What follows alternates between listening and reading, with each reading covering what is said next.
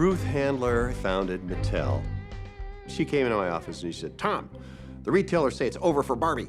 Forget about Barbie, let's get on to something else. What do you think about that?" And I said, "Ruth, that's the dumbest thing I have ever heard. Barbie will be around long after you and I are gone." And she said, "That's what I wanted to hear. You're now in charge of the Barbie business." Barbie could be anything that a little girl wanted her to be. Barbie's taking her driver's test. I love her long hair. There's a room in Barbie's dream pool for me. Oh, Dad. And the business just took off. It grew like crazy. And then we created a series of different product lines that would appeal to young boys. And out of this research came this very muscular character. And it became a pretty good hit. So I got promoted to CEO.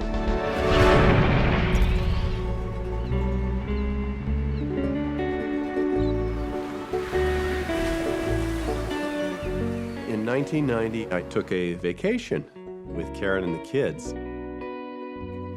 And literally kind of lying on the beach. And all of a sudden, this guy appears. It was Hayao Nakayama, CEO of Sega Japan. I said, "What are you doing here?" He said, "I'm looking for you." I said, "Well, I want you to come to Japan with me because we've got this great 16-bit technology. We want you to run Sega and take on Nintendo." And I argued with him. I didn't really want to go. But my daughter, Ashley, said, "This man came all the way from Japan to find you. You have to go back with him to see what he's talking about." After a long discussion with family, I did go to Japan. Meu Parte significa cotações altas, pagamentos instantâneos, muitos bônus e excelente suporte. Insira o código promocional APOSTA ao se registrar e receba seu bônus. And I must say I was very, very impressed by what 16-bit technology was compared to what I had known as 8-bit Nintendo. And I thought this really is revolutionary. But at the same time, I was somewhat fearful of Nintendo.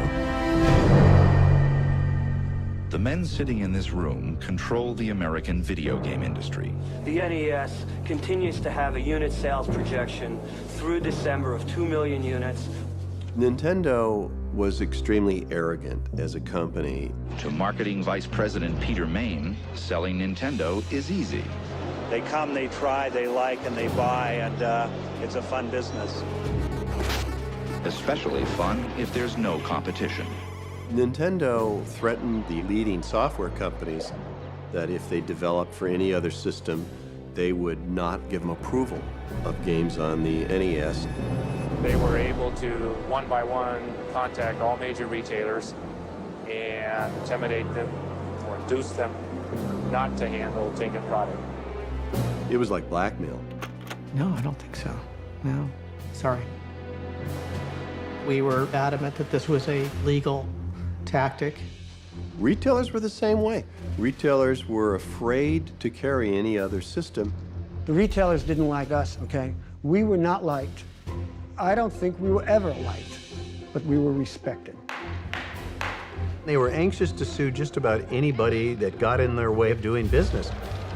Please, just go away. We established the rule that Nintendo was not going to get pushed around.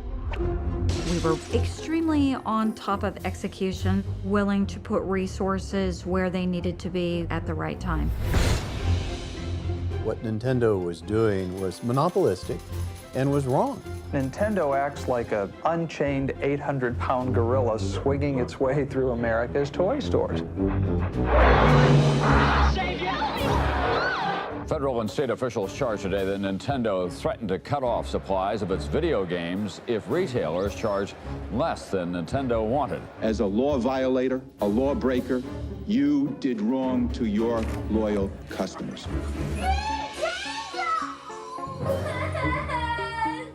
Our relationship with our customers is our #1 priority, and that's the reason that we reached this comprehensive settlement today.